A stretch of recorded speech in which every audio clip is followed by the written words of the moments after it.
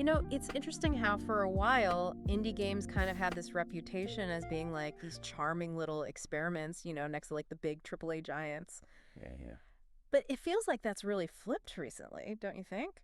I think so. Yeah. Yeah, it's amazing to watch how that's happened. Yeah, they're not just like the plucky underdog anymore. They're driving innovation in ways that we Right. haven't seen before. Yeah. And I think for anyone listening, this is such a great opportunity to really get a handle on where I this can't. whole evolution is going.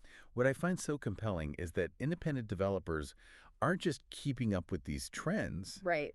but they're actually setting them. Yeah. And they're finding these really inventive new ways to connect with players. Yeah. It's a really fluid space right now.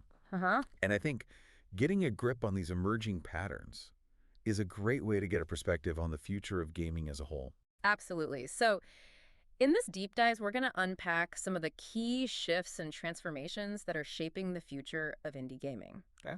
We've been looking at a lot of really insightful perspectives and analyses on where things are headed, Yeah. what the potential is for creators and for us as players. Right. Our mission here is to extract the most important nuggets about these future trends Okay. so that everybody listening can understand what to watch for, what's coming down the pipeline. Sounds good. All right, so to kick things off, Right. let's dive into cross-platform development. Okay. Now, this sounds kind of straightforward, Yeah. but what's the real significance here? Well, traditionally, when a game was made, Yeah. the focus was on a single platform, Uh-huh. maybe PC or a specific console. Right. But now we're seeing this huge push toward making games available on a whole range of devices. Oh, wow. So PC, various consoles, and even mobile platforms, and they're often launching simultaneously. So, like, the days of choosing your platform very carefully Right. just to play a certain indie gem are fading away. Yeah, I think that's a big part of it. Okay. And I think the driving force is clear. It's all about reaching the widest possible audience. Yeah, that sounds. If you're an independent developer, maximizing your potential player base is vital. Yeah. But it's also a huge win for players. Yeah. Because it gives you the flexibility to enjoy the games you're interested in, Uh-huh. regardless of your location or what device you have handy Totally. at that moment. So it really is opening things up. It doesn't matter what your preferred way to play is. Right. More and more of these really imaginative indie titles are accessible. Exactly. Okay, so now let's move on to something a little more technical sounding. Okay. Procedural generation. All right. Now that sounds pretty technical, It is. but the results are surprisingly deep and varied. Yeah, they can be incredibly so. Yeah, so at its core, Right. how would you explain what procedural generation is? So at its core, it's using algorithms, essentially sets of rules, to automatically create game content. Oh, okay. So this could be entire worlds, individual levels, Yeah. even elements of the storyline, Wow. rather than developers having to manually design every single detail. I see. You can think of it as a sophisticated system that builds these vast and dynamic environments based on a defined set of parameters. So the game that always comes to mind when I hear that is No Man's Sky. Oh, yeah. That universe just felt endless. Yeah, No Man's Sky, even with those initial launch challenges, Right. really demonstrated the sheer scale that procedural generation can achieve, Yeah. offering this seemingly limitless universe for exploration. Exactly. And you know what's really fascinating about this Yeah. is the potential for replayability. Oh, totally. Each playthrough can feel fresh and unique Uh-huh. because the content isn't predetermined. Yeah. So if you're someone who looks for a lot of value Right? and endless possibilities from a game, Yeah. procedural generation is a trend to really keep an eye on. Because it has a direct impact on that. Absolutely. Okay, let's shift gears a bit Okay. and talk about something that's more focused on storytelling. Right. And that's narrative innovation. Go. All the sources we looked at really emphasize how indie games are leading the charge in this area. I think this is where things get particularly interesting Yeah. because indie developers often operate with more creative freedom Right. than larger studios. They're not always beholden to the same market expectations, Makes sense. so they can experiment with more unconventional narratives Yeah. and explore complex themes, maybe even niche themes. Right. The pressure to appeal to the broadest possible audience is often lower, Uh-huh. which allows for a lot more artistic risk-taking. I see. in their storytelling. And we've seen some really remarkable results. Absolutely. I mean, Undertale and Celeste. Yeah. What makes their storytelling so noteworthy? I think both of those games, though, very different Yeah, in their approach, right. really managed to forge a strong emotional connection with the player. Yes. Undertale cleverly plays with your assumptions about typical RPG tropes Uh-huh. and incorporates player choices in really surprising ways, Yeah, leading to these deeply personalized narrative paths. that's cool. And then you have Celeste, on the other hand, Yeah. which really sensitively addresses themes of mental health and self-doubt, Right. and it weaves these themes into the gameplay mechanics. Wow. So these aren't just stories you passively witness, Right. they're experiences you actively participate in, Mm-hmm. leading to those resonant aha moments Yeah.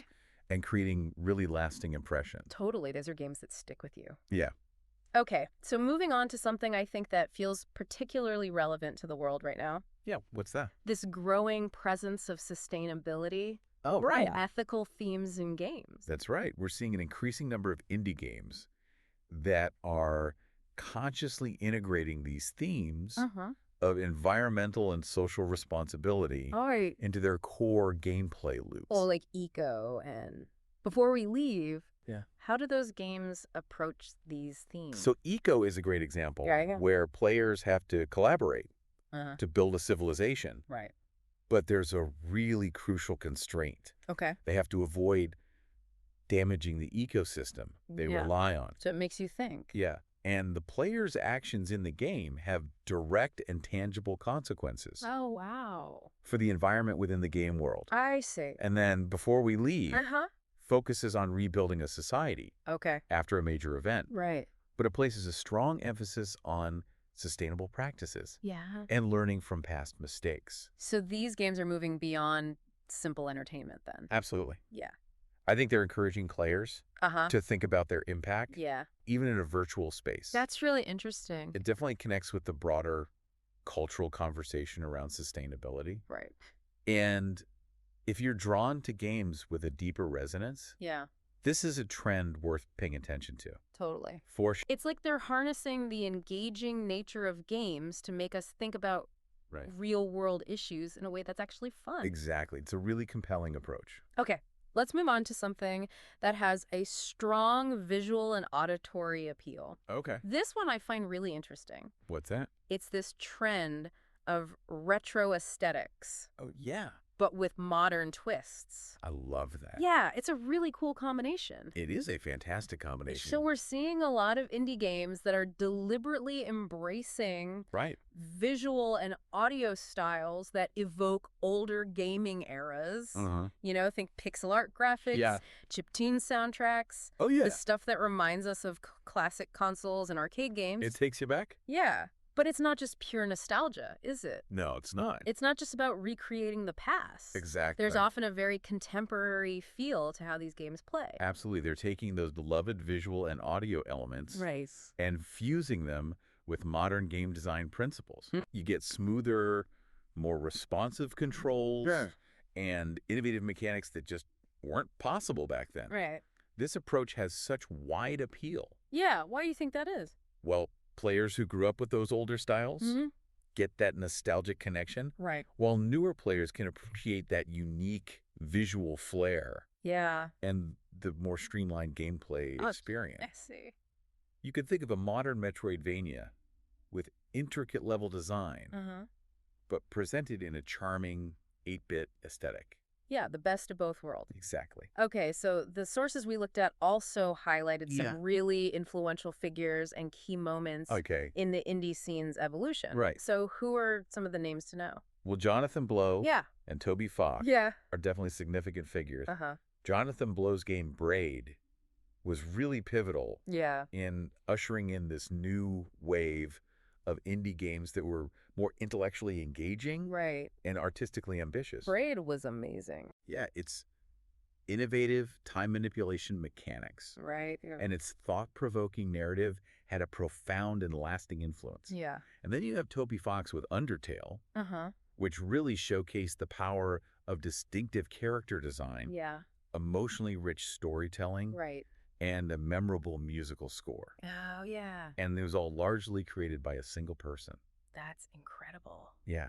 Both of these creators set a really high bar for creativity Yeah. and show the unique potential of indie development. Totally. And it's not just individual creators, though, right? Yeah. It's also the events that help support the community and help these games get noticed. Absolutely. Things like indie gaming festivals, Yeah. PAX, Indie Showcase, Indiecade, these play such a vital role in the ecosystem. Yeah. They provide platforms for independent developers to exhibit their work, Right. get feedback, Yeah. connect with publishers, generate buzz. That makes sense. A lot of successful indie games Yeah. get their first big break at these events. Really? They're so important for emerging talent. It's fantastic that those spaces exist. Absolutely. Okay, now for my favorite part. Okay. The quirky, mind-blowing facts. All right, let's hear that. Give us a broader perspective. Right. So what interesting nuggets did we uncover about the indie world? Well, here's one that I always find fascinating. Okay. Minecraft, Yeah. one of the best-selling video games of all time, started as a completely independent project Wow. by Marcus Persson. That's right. It's a powerful example of the immense potential for an indie game to hit the mainstream and reach a global audience. From a solo passion project to a worldwide phenomenon. Absolutely. Incredible. Here's another one that hints at some really futuristic possibilities. All right. Everybody. This is about the experimental use of AI in indie games Oh, wow. to craft personalized and adaptive narratives. So, like, imagine a game where the story evolves based on your playstyle. Yeah, exactly. Yeah. And choices you make. And in ways that go far beyond traditional branching narratives. That's wild. Some indie developers are actively exploring this. Wow. And it could lead to some incredibly immersive and unique gaming experiences in the years to come. That is something I would love to see. I know, me too. Okay, so taking all of this together, what's the main takeaway? I think the overarching message here is that the future of indie gaming is bursting with creativity and innovation. Okay. Indie developers aren't just reacting to established trends. Yeah. They're often the ones initiating them. Right. They're in a position to significantly shape the trajectory of the gaming industry as technology advances and player preferences evolve. Right, and we talked about indie games becoming a major force. Exactly. And all of these trends, from broader accessibility to procedural generation to groundbreaking storytelling, the fusion of retro and modern styles. It all points to that fundamental shift. Yeah, it feels like we're on the verge of some really exciting developments. I think so too. So as we wrap up this deep dive into the future of indie gaming, here's a final thought for you all to consider. Given all the trends we've discussed, the increased accessibility, the dynamic worlds, the narrative risk-taking, the engagement with relevant themes, the blending of nostalgia with modern gameplay, what completely unexpected kinds of gaming experiences might emerge from the indie scene in the coming years? Interesting question. That could fundamentally change how we even think about and interact with games. Yeah. What happens when you combine cutting-edge tech with deeply personal creative visions and a growing awareness of the world around us? I mean, the possibilities are really endless. Yeah, hopefully this deep dive has given you all a solid framework for understanding what's on the horizon. And remember, the world of indie games is always evolving. So there's always something new and exciting to discover. That's what keeps it so interesting. Exactly. It never gets stale. All right, that's it for this deep dive, everybody. Thanks for listening. Thanks for tuning in. Yeah, we'll catch you next time. See you later.